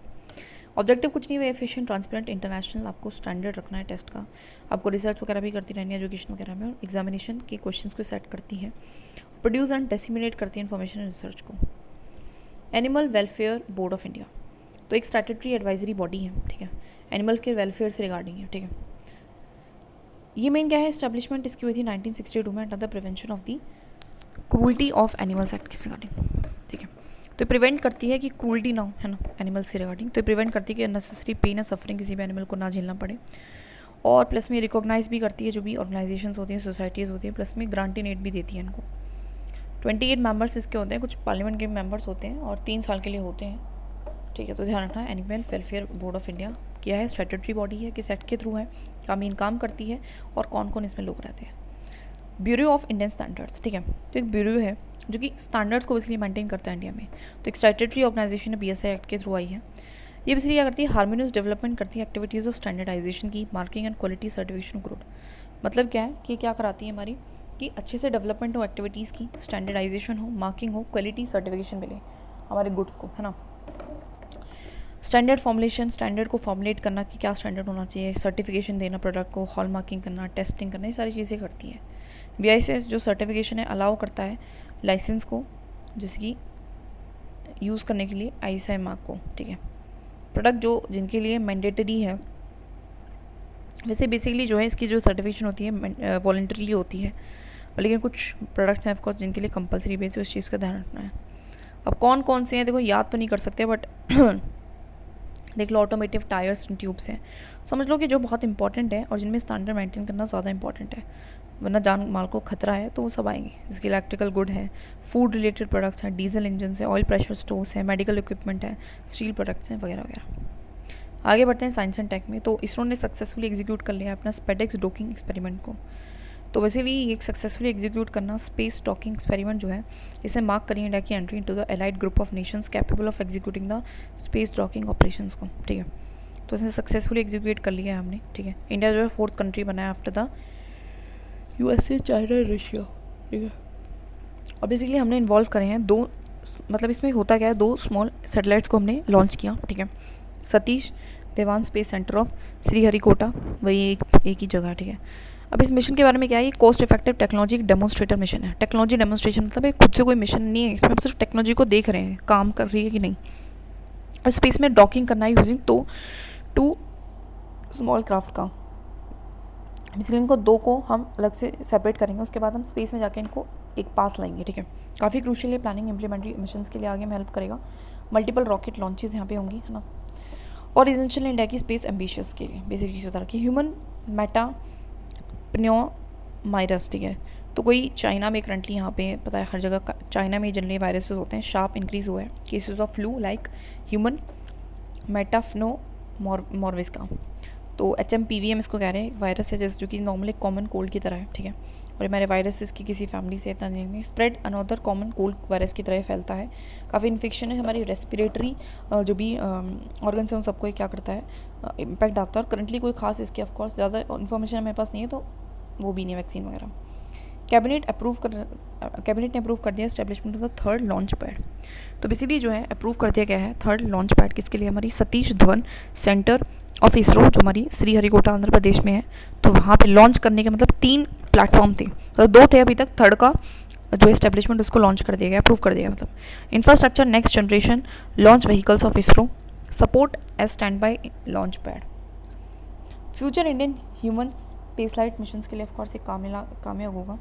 2 लॉन्च पैड ऑलरेडी हैं, जो पहला है उसके जनरली हम PSLV हम उससे भेजते हैं, SSLV भेज देते हैं। जो सेकंड है उससे हम generally GSLV and launch vehicle mark 3 जो है वो भेजते हैं, और स्टैंड बाई PSLV को भी भेज देते हैं, खैर। और कुछ इस तरीके से है, तो मतलब बेसिक चीज़ बता रखी है। लोअर सोडियम सॉल्ट सब्सटीट्यूट्स, तो WHO ने भी गाइडलाइंस निकाली, उन्होंने बोला है कि आप क्या करो, लोअर सोडियम सॉल्ट सब्सटीट्यूट को यूज़ करो, मतलब कम सॉल्ट लो जिसमें सोडियम, और ज़्यादा पोटेशियम क्लोराइड जैसे सॉल्ट को यूज़ कर सकते हो। इसका एम क्या है कि हमें रिड्यूस करना है सोडियम इंटेक का। अब इसलिए हेल्थ इंपैक्ट क्या होते हैं सॉल्ट कंजप्शन का, वो ये है कि ब्लड प्रेशर बढ़ जाता है, और जो कार्डियोवस्कुलर जो डिजीज़ हैं उसके चांसेस बढ़ जाते हैं, स्ट्रोक्स वगैरह आ सकते हैं, दैट इज़ वाई। रिकमेंडेशंस क्या है इससे रिगार्डिंग, सोडियम क्लोराइड जो है पार्शली रिप्लेस कर सकता है विद पोटेशियम क्लोराइड के साथ, ठीक है। And for house hold use है, नॉट फॉर पैक्ड फूड के लिए नहीं है, ठीक है। इस चीज़ का ध्यान रखना, ऐसा हमारी गाइडलाइंस जारी करी है। गुलियन बेरे सिंड्रोम, तो बेसिकली एक रेयर ये न्यूरोलॉजिकल डिसऑर्डर है जिसमें जो पर्सन का इम्यून सिस्टम होता है ना, मिस्टेकली खुद के ही नर्वस सिस्टम को अटैक करना शुरू कर देता है, और इससे वीकनेस, नमनेस, पैरालिसिस तक हो सकता है। और इसको बेसिकली ट्रिगर करता है कोई भी बैक्टीरिया, फिर वायरल इन्फेक्शन, हमें पता नहीं एग्जैक्टली, कुछ खास इन्फॉर्मेशन नहीं है, एग्जैक्ट कॉज हमें इसका नहीं पता है, ट्रीटमेंट के बारे में भी नहीं पता है। बाकी थोड़ा बहुत जो पता है कि आप प्लाज्मा एक्सचेंज करा सकते हो, ब्लड एक्सचेंज करा सकते हो, या फिर आप इंजेक्ट कर सकते हो कुछ हमारी हेल्दी एंटीबॉडीज़ को, जिससे कि सिम्टम्स कम हो जाए। पुणे में एक्चुअली इसका स्पाइक देखने को मिला था, दैट इज़ वे आया था। इंटीग्रेटेड डिजीज़ सर्विलेंस प्रोग्राम, नाम से पता चला है इंटीग्रेट करके हम डिजीज़ को, मतलब डिजीज़ जो भी है उसके रिगार्डिंग इन्फॉर्मेशन जो है कलेक्ट करेंगे। लॉन्च किया गया है union ministry of health and family welfare ने, assistance with the world bank, तो वर्ल्ड बैंक का यहाँ पे भी रोल है, इस चीज़ का ध्यान रखना। और कहाँ पे रोल था हमारे, शायद किसी स्कीम में था, ध्यान रखना इस चीज़ का भी। इसका एम क्या है कि स्ट्रेंथन करना है डिजीज़ की सर्विलेंस को for infectious diseases to detect and respond to outbreaks immediately, मतलब कोशिश करने की अच्छे से निगरानी अगर हम रख पाएंगे, डिजीज़ कितने हैं, कब है, कैसे हैं, क्यों है, तो उससे जो भी हमारा है हम टाइमली उस पर रिस्पॉन्ड कर पाएंगे। State surveillance units, central surveillance units in Delhi, ठीक है। तो ये स्टेट पे है, दिल्ली मतलब डिस्ट्रिक्ट में, और सेंट्रल तीनों लेवल पे है, ठीक है। मेन एम क्या है, इसका ऑब्जेक्टिव क्या है, स्ट्रेंथन करना, मेंटेन करना है decentralise laboratory based IT enabled disease surveillance system को, मतलब एक IT बेस्ड हमें डिसेंट्रलाइज, मतलब हर बिल्कुल ज़मीन तक जाके हमें देखना है कि जो भी है डिजीज़ को अच्छे से सर्विलेंस देनी है। सर्विलेंस का मतलब होता है निगरानी रखना एक तरीके से, है ना। बेसिकली चीज़ें कुछ खास नहीं है, और क्या करना है आपको, इंटीग्रेशन करना है, वही बात है, ह्यूमन रिसोर्स डेवलपमेंट, IT का यूज़ करेंगे ना, स्ट्रेंथन करना है पब्लिक हेल्थ लेबोरेटरीज़ को, लैब्स वगैरह को, जो भी डिजीज़ से रिगार्डिंग डील करती हैं, बेसिक चीज़। ओबेसिटी की बात करूँ तो एक क्रॉनिक कॉम्प्लेक्स डिजीज़ है जिसमें आपका एक्सेसिव फैट एक्यूमुलेशन हो जाता है, और इससे रिस्क जो है बीमारियों के बढ़ जाते हैं। इसके मेन कॉज है कि फिजिकल एक्टिविटी का बहुत कम होना और बहुत ज़्यादा खाना, एंड जेनेटिक फैक्टर्स भी हो सकते हैं। 1 in the 8 जो हमारा पर्सन है वर्ल्ड में वो ओबीस है, ऐसा माना जाता है, और इस वो BMI तो पता ही है, बेसिक चीज़ है। इंडिया का जो रैंक है वो हमारा 2nd है वर्ल्ड में, highest number of obese children आपको यहाँ पे मिलेंगे, सो बहुत बड़े कंसर्न है। जीन साइलेंसिंग, देखिए जीन साइलेंसिंग क्या होता है, तो उसमें से हम क्या करते हैं, make the use of a body's natural process to control the disease. हम क्या करते हैं, बॉडी के ही किसी एक तरीके को यूज़ करते हैं और क्या करते हैं, सुप्रेस कर देते हैं, कहते हैं साइलेंस कर देते हैं किसी पार्टिकुलर जीन्स को, ठीक है, जिससे कि कोई खास जो है बीमारी ना हो पाए। साइलेंसिंग का मतलब होता है टेम्पोरली ब्लॉक करना किसी स्पेसिफिक जीन मैसेज को। जीन जनरली क्या करती है, इंस्ट्रक्शंस देती है हमारी, ठीक है, मैसेंजर आरएनए के थ्रू, जिससे कि वो आगे फर्दर जो है प्रोड्यूस करते हैं प्रोटीन्स, है ना। लेकिन अगर हम उस मैसेज को ही ब्लॉक कर दें तो उसको हम कहेंगे gene silencing.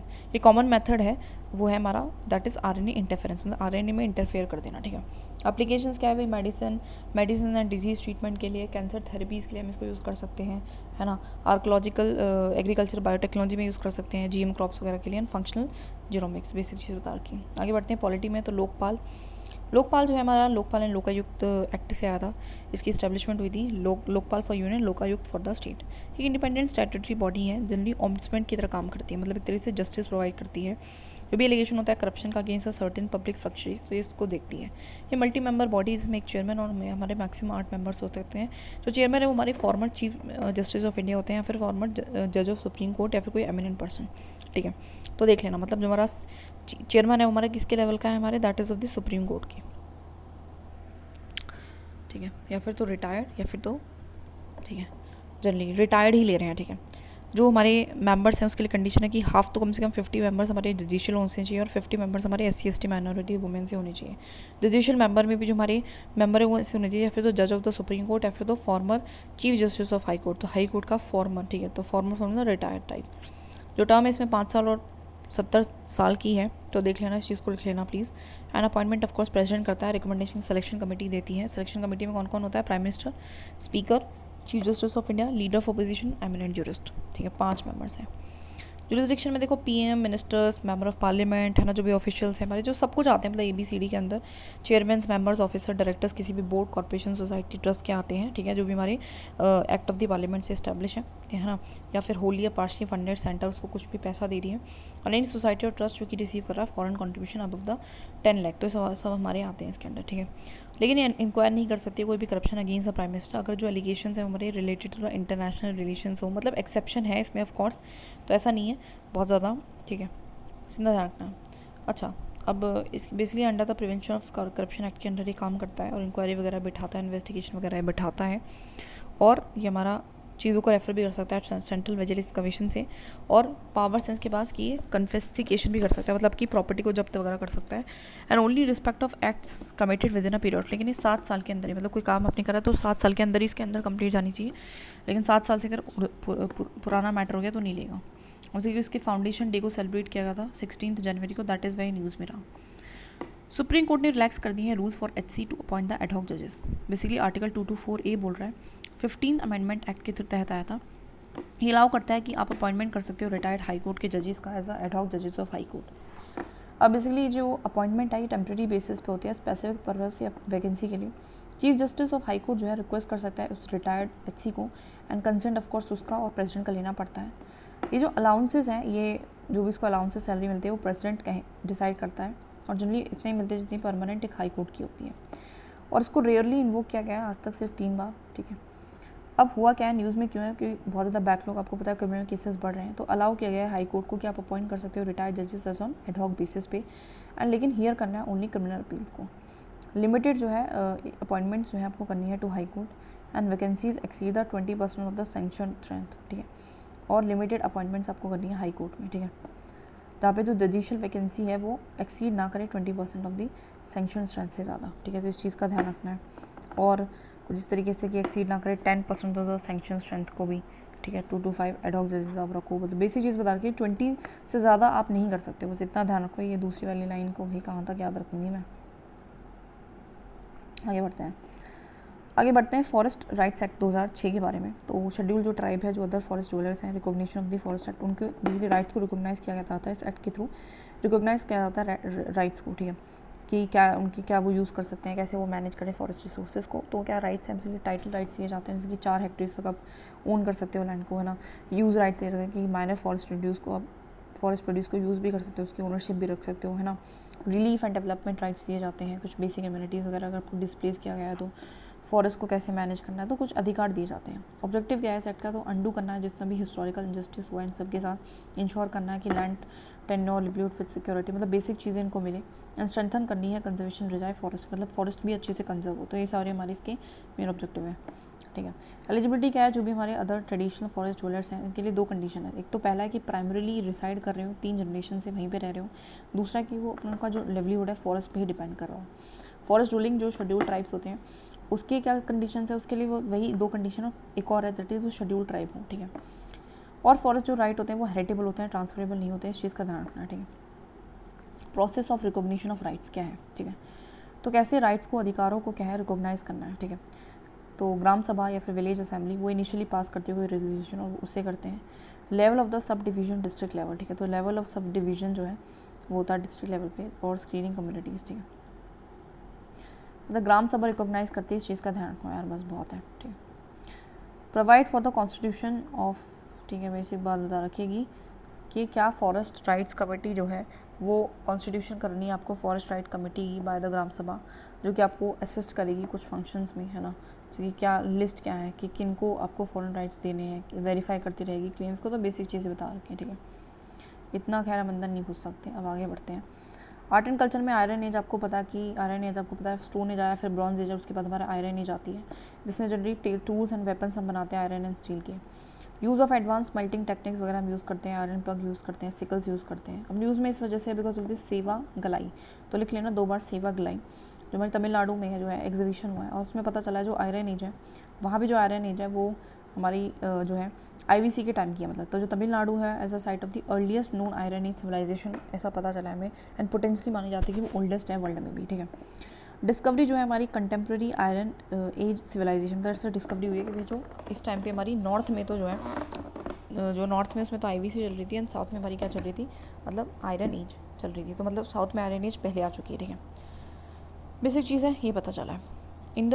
In the script की डेसिफरिंग, तो आपको पता है डेसिफरिंग, तो इंडस जो स्क्रिप्ट है, इंडस वैली सिविलाइजेशन की जो स्क्रिप्ट है वो अभी तक अनडाइसिफर रही है टिल द डेट, और ये काफ़ी कैसी है, लोगो सिलेबिक है। लोगो सिलेबिक का मतलब होता है कि इसमें लोगोज हैं, मतलब एक वर्ड जो एक लोगो है ना, जैसे कि ये एक वर्ड है, तो ये है ना एक इसका मतलब एक वर्ड है, ठीक है। और ये आज तक डाइसिफर नहीं हो पाई है। सिंबल्स रिप्रेजेंटिंग द वर्ड, जो सिंबल है वो रिप्रेजेंट कर रहे हैं वर्ड को, सिंबल रिप्रेजेंट कर रहे हैं सिलेबस को। और ये फाउंड आपको बहुत सारे आर्टिफैक्ट्स वगैरह में मिलती है। जो मोस्ट इंस्क्रिप्शन आपको पता है वो राइट टू लेफ्ट लिखी गई है हमारी बोइस्ट्रोफिंडन स्टाइल में, ठीक है। ऑलमोस्ट जितनी भी इंस्क्रिप्शन है जनरली शॉर्ट है, आपको पता ही है, लेकिन 26 सिंबल्स मिली है जो लॉन्गेस्ट रही है।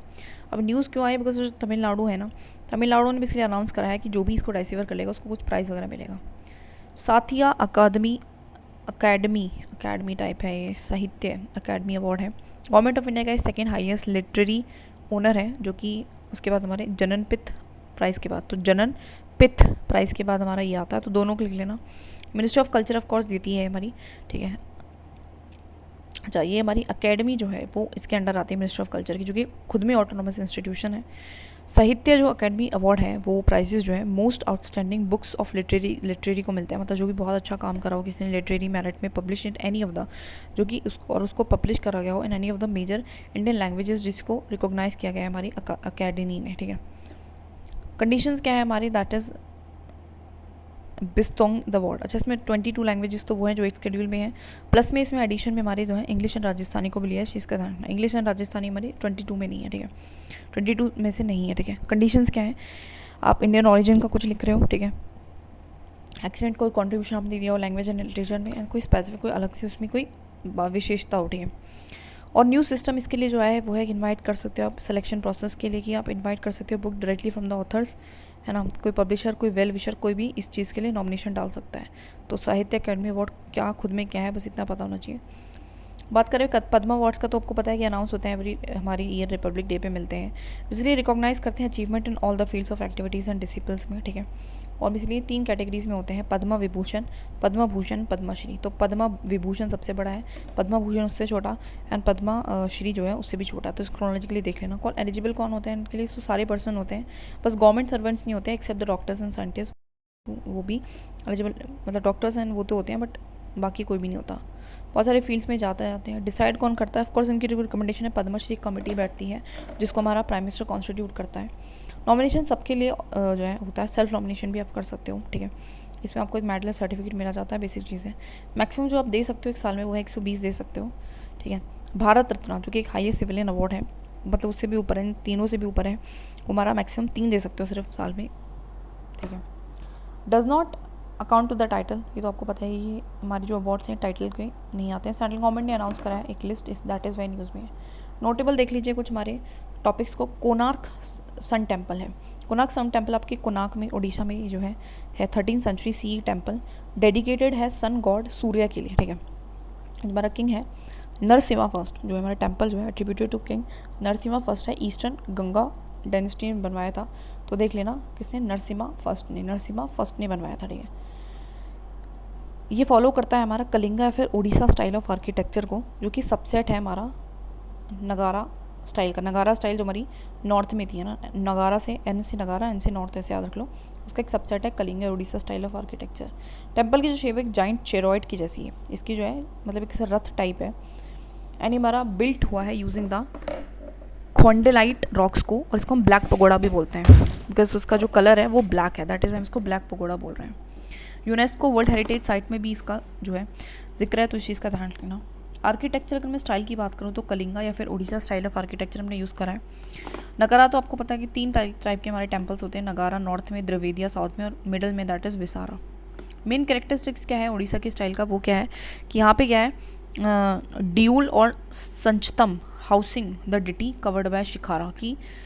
ड्यूल और सेंक्टम है, एक कमरा है उसके ऊपर, डिटी को शिखारा से कवर्ड किया गया है। और हमारे यहाँ पे क्या है, जगन मोहना और द असेंबली, है ना, एक असेंबली भी है बाहर। तो कुछ इस तरीके से है कि यहाँ पे असेंबली है, यहाँ पे असेंबली, और यहाँ पे हमारे शिखर बना रखा है, ठीक है। और इस तरीके का ये है, तो इसके अंदर ये मंदिर है, तो ये कुछ इस तरीके का है। फोटो देख लेना इसका बार बार, ठीक है। तो करेक्टरिस्टिक क्या है, बिल्ट एंटायरली आपको स्टोन पे जो है मिला है, ईंटों से नहीं बना है, इस चीज़ का ध्यान रखना। 12 पेयर्स ऑफ व्हील्स इसमें दिखाए गए हैं, जो कि रिप्रेजेंट करते हैं 12 मंथ ऑफ द ईयर को, ठीक है। विमान जो है एक हाई टावर है एक शिखारा के साथ, ठीक है, क्राउन कर रहा है जो कैप को विमान, ठीक है। और जहाँ मोगना डोनविट्स नत मंदिर डांस हॉल भी इसमें है। तो पहले होता क्या था कि जो भी मंदिर हुआ करते थे उनके आगे डांस हुआ करता था, तो इस तरीके से। जगन्नाथ टेम्पल जो है उसको वाइट पकोड़ा बोलते हैं, कोणार्क को ब्लैक पकोड़ा बोलते हैं, तो इस चीज़ का ध्यान रखना, पकोड़ा, ठीक है। बेसिक चीज़ें हैं, कुछ खास नहीं है, ठीक है। अब कलिंगा जो स्टाइल ऑफ आर्किटेक्चर है वो कैसा है कि रेखा द्योला एंड खाखरा द्योला। अभी द्योला क्या एक बार देख, ओके, तो रेखा दुएला एंड जो खाखरा दुएला है ना, वो हमारे सेंट्रॉम है, मतलब एक तरीके से प्राइवेट हाउसेज। और पिंडा दुएला जो है वो आउटर एरिया है जिसमें डांसिंग एंड ऑफरिंग हॉल्स, मतलब यहाँ पे ऑफर करते हैं लोग, पूजा वूजा करते हैं। राजा रानी जो टेम्पल है हमारी भुवनेश्वर में, जो जगन्नाथ टेम्पल है, वो इसी का एग्जाम्पल है, तो इस चीज़ का ध्यान रखना, ठीक है। तो 3 distinct type of temple architecture है, रेखा द्वाला, पिंडा द्वाला एंड हमारा खाखरा द्वाला। तो रेखा जो है, खाखरा जो है, खाखरा, वो दोनों हमारे क्या है, प्राइवेट रूम हुआ करते हैं, और पिंडा क्या है जहाँ पे सारे लोग आके आ रहे हैं, ठीक है, वगैरह, ठीक है। बात करते हैं रिपोर्ट्स एंड इंडाइसिस की, तो हमारा जो कि हमारा that is a physical health report है। कौन निकालेगा, ऑफकोर्स नीति आयोग निकालेगा, उसने रिपोर्ट निकाली है, उसमें बताया कि जो 18 मेजर स्टेट है वो ड्राइव करें इंडियन इकॉनमी को, 5 पैरामीटर्स को पे लिया है कि फिजिकल हेल्थ को देखा है इसलिए यहाँ पे स्टेट्स की, है ना, क्या एक्सपेंडिचर कैसी है, रेवेन्यू कितना मोबिलाइज हो पा रहा है, फिजिकल प्रूडेंस कैसी है हमारी जो भी है, दैट इज़ अ डेप्ट इंडेक्स कितना है, डेप्ट की सस्टेनेबिलिटी कितनी है, तो इन सारी चीज़ों को देखा गया है। और जो डाटा है इसमें यूज़ किया है वो कैक का यूज़ किया है, ठीक है, इस चीज़ का ध्यान रखना है। और इसमें जनरली अंडरस्टैंड करा है फिजिकल है तुम्हारी स्टेट की कंट्री में। तो सबसे जो अच्छा परफॉर्म किया है दैट इज़ वो उड़ीसा ने किया है, जिसका ध्यान रखना। तो सबसे जो अच्छा किया है दैट इज़ उड़ीसा ने किया है, तो उड़ीसा जो हमारी है वो सबसे बेस्ट है, ठीक है। और उसके बाद छत्तीसगढ़ है, उसके बाद हमारी छत्तीसगढ़ है, फिर हमारी गोवा है, फिर हमारी झारखंड है, एंड फिर हमारी गुजरात है। हमारी टॉप परफॉर्मिंग है, टॉप परफॉर्मर्स हैं, तो इस चीज़ का देख लेना, ठीक है। तो हमारे कौन है टॉप परफॉर्मर्स है। अच्छा, इनमें हमने 18 स्टेट में से कौन कौन सी, तो नॉर्थ ईस्ट के हमने एक भी स्टेट नहीं लिया है ना, और हमारी जो ऊपर की जो है दैट इज़ पहाड़ी वाली स्टेट नहीं लिया हमने एक में, तो इस चीज़ का ध्यान रखना है, ठीक है। पहाड़ी स्टेट हमने इसमें से नहीं ली है, ठीक है। तो सबसे जो बेस्ट है वो उड़ीसा ने किया, फिर छत्तीसगढ़ ने किया, फिर हमारा गुजरात ने किया, फिर हमारा झारखंड ने किया, फिर हमारा दैट इज़ और किसने किया, झारखंड के बाद किसने किया था, K4, अच्छा यहाँ पे भी के ही आना, सॉरी, यहाँ पे हमारा क्या है, अरे हाँ, तो लास्ट में गुजरात है, बीच में गोवा है। तो उड़ीसा, छत्तीसगढ़ देखो पड़ोसी पड़ोसी, ठीक है, और गोवा थोड़ा अलग सा हो गया बीच में छोटा सा, और फिर झारखंड, फिर हमारा गुजरात। तो ये भी पड़ोसी नहीं है, झारखंड और गुजरात में भी तो बहुत डिफरेंस है। खैर सबसे अच्छा उड़ीसा ने किया इस चीज़ का ध्यान रखना, फिर छत्तीसगढ़ ने, फिर गोवा ने। एटलीस्ट 3 याद रखने हो चाहिए, लिख लेना। लीड्स 2024, तो ये हमारी रिपोर्ट है जिसको बेसिकली हमारी किसके बारे में, logistic ease across different state report है, जिसको लॉन्च कौन करेगा, union ministry of commerce and industry, जो एक्सेस करता है कि क्या परफॉर्मेंस रही है लॉजिस्टिक की इंडियन स्टेट में, ठीक है। तो इसके बारे में जनरली, और इसको भी बेस करा है हमने ज्योग्राफी के 4 ग्रुप्स में बेसिकली बांटा है स्टेट्स को, उसके बेसिस में किया है। तो आप देख सकते हो क्या क्या तरीका उसने लिए हैं। तो 4 की फिलर्स क्या, इंफ्रास्ट्रक्चर कैसा है, सर्विस कैसी है, सस्टेनेबल कितना है ना, इंफ्रास्ट्रक्चर सर्विस सस्टेनेबल कितना है, और ऑपरेटिंग एंड रेगुलेटरी इन्वायरमेंट को लिया है, ठीक है। तो अब कोस्टल में अगर हम देखें तो गुजरात ने सबसे अच्छा परफॉर्म करा है, लैंडलॉक में देखें तो हरियाणा में सबसे अच्छा परफॉर्म किया है, नॉर्थ ईस्ट में असम ने सबसे अच्छा किया है, यूनियन टेरिटरीज में चंडीगढ़ एंड दिल्ली ने सबसे अच्छा किया है। तो इन चारों को प्लीज़ नाम को लिख लेना, ठीक है, वेरी इंपॉर्टेंट। आगे बढ़ते हैं, यूडाइसी प्लस रिपोर्ट है हमारा। तो ये हमारी क्या है, मिनिस्ट्री ऑफ एजुकेशन ने निकाली है, रिलीज़ करी है, it's unified district information system for education plus. नाम से पता चल रहा है कि कुछ क्या हमारे एजुकेशन की इन्फॉर्मेशन से रिगार्डिंग है हर डिस्ट्रिक्ट लेवल पे। तो इंडिया की जो मोस्ट एक कॉम्प्रिहेंसिव डाटा बेस है हमारी स्कूल की एजुकेशन की बेसिकली डेटा निकालती है। ये मॉनिटर करती है, एवल्यूट करती है क्या क्वालिटी ऑफ एजुकेशन है pre primary to the higher secondary level तक कैसी एजुकेशन दी जा रही है, ठीक है। और कुछ हाईलाइट्स इस जो रिपोर्ट में आए हैं वो है कि टोटल इनरोलमेंट जो हमारी स्कूल चिल्ड्रन स्टूडेंट्स का है वो कैसा हुआ है, ड्रॉप हुआ है, कम हुआ है। तो इस चीज़ का थोड़ा सा ध्यान रखना, ठीक है, कैसा हुआ है, कम हुआ है ना। 90% जो हमारे 90% जो हमारे दैट इज़ स्कूल्स हैं वो हमारे क्या है, इक्विपाइड हैं विद बेसिक कम्युनिटीज़ के साथ। ऐसा पता चला है कि 90% स्कूल के साथ बहुत अच्छी बेसिक एम्यूनिटीज़ है, लेकिन उसके बाद हमने बात करी कि लेकिन जो एडवांस फैसिलिटीज़ है वो बहुत ही लिमिटेड या फिर कहें तो ना के बराबर स्कूल के पास है, ठीक है। आगे बात करते हैं BrahMos and supersonic cruise missile की। तो ब्रह्मोस क्या है, हमारी क्रूज मिसाइल है, बेसल्टिक है। तो सबसे पहले क्या है हमारी बैलिस्टिक, सो हमारी कौन सी क्रूज मिसाइल है, ठीक है। ब्रह्मोस क्या है, सुपरसोनिक क्रूज मिसाइल है, जिसको जॉइंटली किसने डेवलप किया है, डीआरडीओ इंडिया की एंड एनपीओ हमने रशिया ने मिलकर किया, ठीक है। जो हमारी बेसल्टिक मिसाइल्स होती है जनरली रॉकेट की तरह होती हैं, इनकी रेंज बहुत अच्छी होती है, फास्टर भी होती है, लेकिन क्रूज मिसाइल्स हमारी एरोप्लेन की तरह होती हैं, थोड़ी सी स्लो होती है, रेंज भी इनकी कम होती है, ठीक है। बेसिक चीज़ बता रखी है। ये हमारी 2 स्टेज की मिसाइल है, वेरी लो रेडार इसका सिग्नेचर है। प्री जो है हमारी दैट इज़ डिटरमाइंड लैंड और सी बेस्ड टारगेट है, मतलब सी पे भी टारगेट कर सकती है, लैंड पे भी टारगेट कर सकती है। स्पीड बता रखी है कि 2.8 times of that of the sound की भी स्पीड से इतनी फास्ट है, ठीक है। सुपरसोनिक क्रूज मिसाइल में आती है, इसके जो रेंज है वो 290 किलोमीटर है, ठीक है। ब्राह्मोस का जो नाम है वो पता है किस तरीके से पता चला है, ब्रह्मपुत्रा का जो रिवर है उसके भ्रा से लिया है हमने, और मॉस्कवा जो है एक रिवर हमारे रशिया में है, उससे हमने ये नाम लिया। तो इस दोनों को लिखना, ठीक है। अच्छा, कैपेबल ऑफ बीइंग लॉन्च आप इसको लैंड से, सी से, सब सी से, एयर से, हर कहीं से भी कर सकते हो आप इसको लॉन्च। और कहाँ कर सकते हो, लैंड एंड सी के लिए कर सकते हो, ठीक है। अभी न्यूज़ में क्यों, हाँ, बिकॉज ऑफ दी नेगोशिएशन चल रही है इंडिया एंड इंडोनेशिया के लिए कि मतलब सेल से रिगार्डिंग, इसकी सेल से रिगार्डिंग है। अदर नोटेबल अगर हम जो है दैट इज़ टॉपिक्स की अगर मैं बात करूँ तो वो है हमारी IFC IOR, ठीक है। तो इन्फॉर्मेशन फ्यूजन सेंटर है इंडियन ओशन ओरिजिन में, ठीक है। तो बेसिकली क्या है, हमारी इंडियन नेवी का इंफॉर्मेशन मैनेजमेंट एनालिसिस सेंटर है, ठीक है, गुरुग्राम एंड हरियाणा में। तो बेसिकली इसका मेन एम क्या था, information fusion centre Indian Ocean region enhance करना, collaborative maritime safety and security को बढ़ाना है, ठीक है। समुद्र की सेफ्टी एंड सिक्योरिटी बढ़ाना है इंडियन ओशन रिजाइन में, ठीक है, इससे रिगार्डिंग था। और security and growth for all in the region Sagar initiative के तहत हमने किया था। इसका मेन फोकस क्या एनहांस करना है भाई, सिक्योरिटी को, बेसिक चीज़ बता रखी है, और तो कुछ खास नहीं है, समझ लो। बात करते हैं प्लेसेस इन न्यूज़ की। तो पॉइंट नीमो, तो पॉइंट नीमो से लोकेशन है जो हमारी साउथ पैसिफिक ओशन में, और सबसे ज़्यादा ये हमारी जो है समुद्र से दूर वाली लोकेशन है, ठीक है, सॉरी लैंड से। ओशनिक पोल ऑफ इनएक्सेसिबिलिटी हम इसको कहते हैं, काफ़ी रिमोट लोकेशन है हमारे अर्थ पे। क्लोजेस्ट जो ह्यूमंस हैं इसमें वो है हमारे humans that is our astronaut, जो कि हमारी इंटरनेशनल स्पेस स्टेशन पे है, ठीक है। एक्सट्रीम रोमेटनेस है यहाँ पे, और न्यूट्रिएंट्स भी वगैरह कुछ नहीं है यहाँ पे, एंड बायोडाइवर्सिटी कम है, बहुत ज़्यादा चैलेंजिंग इन्वायरमेंट है। इसलिए न्यूज़ में इस वजह से जो इंडियन नेवी अब्रॉड वेसल चल रही है ना, दैट इज़ INSV तरीनी, उसने बेसिकली क्रॉस कर लिया था। ये 2 वुमेन जो ऑफिसर्स हैं इंडियन नेवी की जा रही हैं, एक मिशन पे हैं, तो इसलिए that is why. Gulf of Aden, तो गल्फ ऑफ एडन हमारा डीप सी वाटर बेसिन जो है, नेचुरल सी लिंक है, जो कि हमारा रेड सी को और हमारे अरेबियन सी को कनेक्ट करता है। और लोकेशन देखें तो कोस्ट ऑफ अरेबिया या हॉर्न ऑफ अफ्रीका पे आपको देखने को मिलेगा। इसको बाउंड हमारे यमन नॉर्थ ने किया है, अरेबियन सी ने ईस्ट में किया है, डिजाबूटी ने वेस्ट में किया है, समोलिया ने हमारी साउथ में किया है। तो इन चारों का ध्यान रखना, थोड़ा सा मैप बना के चलना। बेब एल बाबिल मंदीब जो स्टेट है वो यहाँ पे पड़ता है, तो इस चीज़ का भी ध्यान रख लेना। हमारे जो डिफेंस मिनिस्टर राजनाथ सिंह है उन्होंने बताया कि इस एरिया में शायद थ्रेट है, इस वजह से क्रिटिकल ये मैरीटाइम रूट है, हमें तो पता है कि बहुत इंपॉर्टेंट है क्योंकि गेटवे है हमारे इंडियन ओशन मेडिटेरियन सी के बीच में विया द स्विस कैनाल से। अगर आपको निकलना है तो यहीं से जाना पड़ेगा, फिर स्विस कैनाल, फिर अपना Mediterranean sea. Democratic Republic of Congo में अगर बात करूँ तो इसकी लोकेशन आपको पता है सेंट्रल एशिया है, कैपिटल इसकी किनशाना है, तो लिख लेना किनशाना, ठीक है, किन और शाना, और शानी लोग हैं इस वजह से, और काफ़ी रिच रहते हैं, नेचुरल रिसोर्सेज काफ़ी अच्छी, कॉन्गो रिवर यहाँ पे बहती है, इसके नाम पे पड़ा है, ठीक है। रेबल जो ग्रुप है यहाँ पे उसने बेसिकली कैप्चर कर लिया गोमा को, मतलब यहाँ पे भी स्टेबिलिटी नहीं है ना, रेबल ग्रुप इस तरीके से प्रॉब्लम्स चल रही है, ठीक है। आगे बात करते हैं 8th जो है पे कमीशन बैठा है, तो ये कॉन्स्टिट्यूट हुआ है गवर्नमेंट ऑफ इंडिया के तहत, हर 10 साल में इसलिए होता है, ठीक है, रिव्यू करने के लिए, रिकमेंड करने के लिए जो भी चेंजेस है salary structure of the employees के लिए रिव्यू करता है, बोनसेस कितना देना चाहिए, पर्क्स अलाउंसेस और बेनिफिट्स को, और बेसिकली ऑफकोर्स मैंडेटरी नहीं है लेकिन इसके रिकमेंडेशंस को मानना, तो इस चीज़ का भी ध्यान रखना, ठीक है। और आज तक 7 पे कमीशन है, भाई 8th पे कमीशन बैठा है, तो इस चीज़ का ध्यान रखना कि कौन सा बैठा है, 8th पर बैठा है।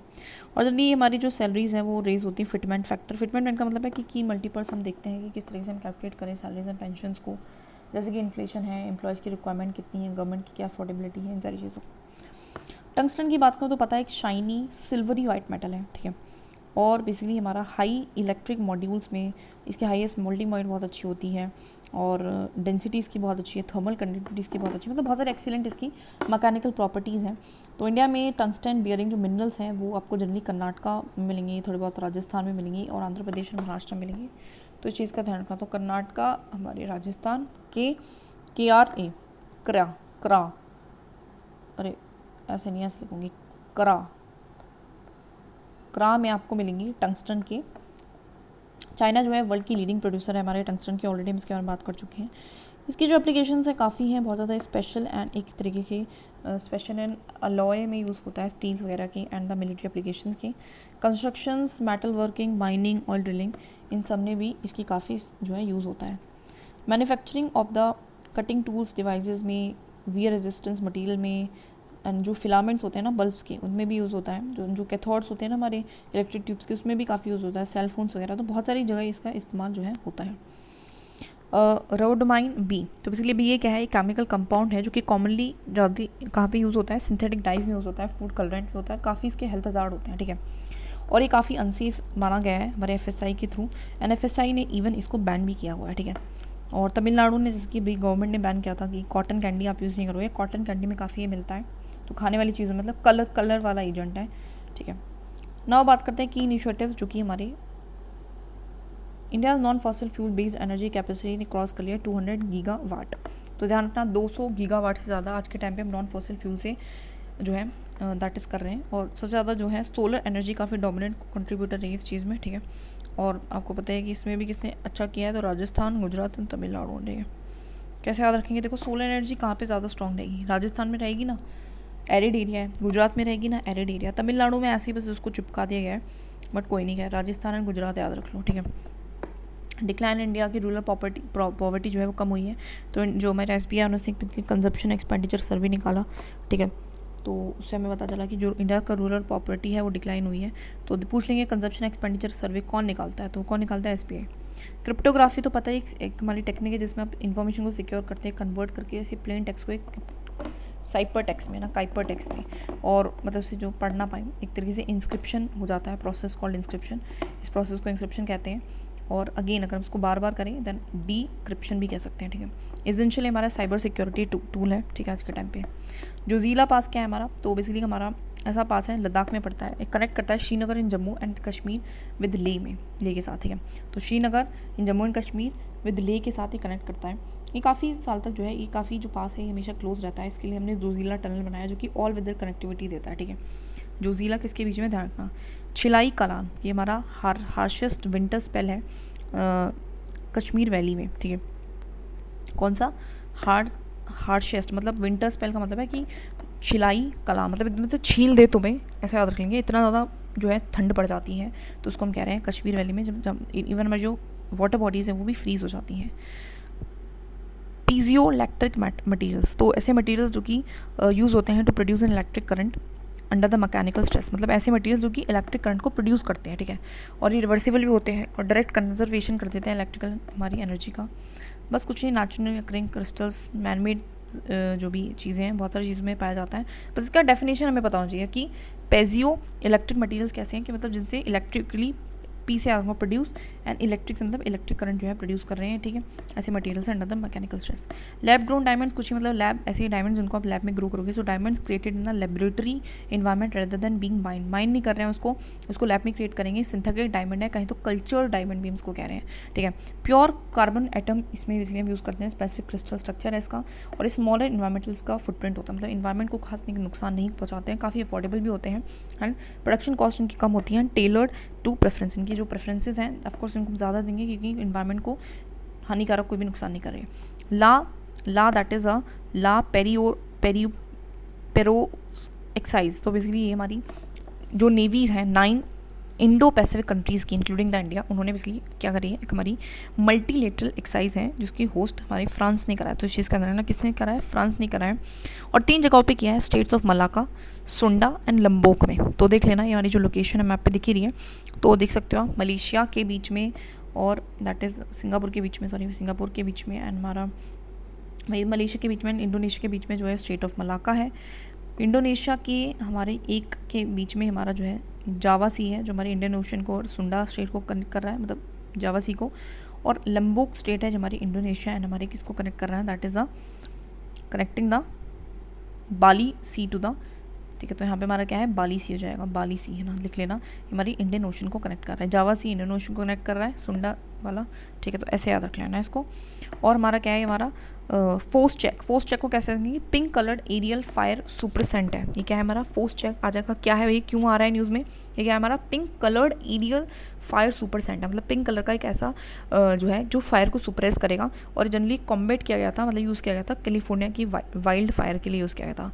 तो इसमें जनरली मिक्सचर होता है वाटर का एंड हमारा फॉस्फेट वगैरह का, आयरन डाइऑक्साइड का, बेसिक चीज़ बता रखी है, कुछ खास नहीं थी। Stop the flames from spreading to that area, और उसने रोक दी थी जो भी फ्लेम्स हैं आग को नहीं फैलने देता है, लेकिन इसका पोटेंशियल इफेक्ट आपके वाइल्ड लाइफ में देखने को मिलता है।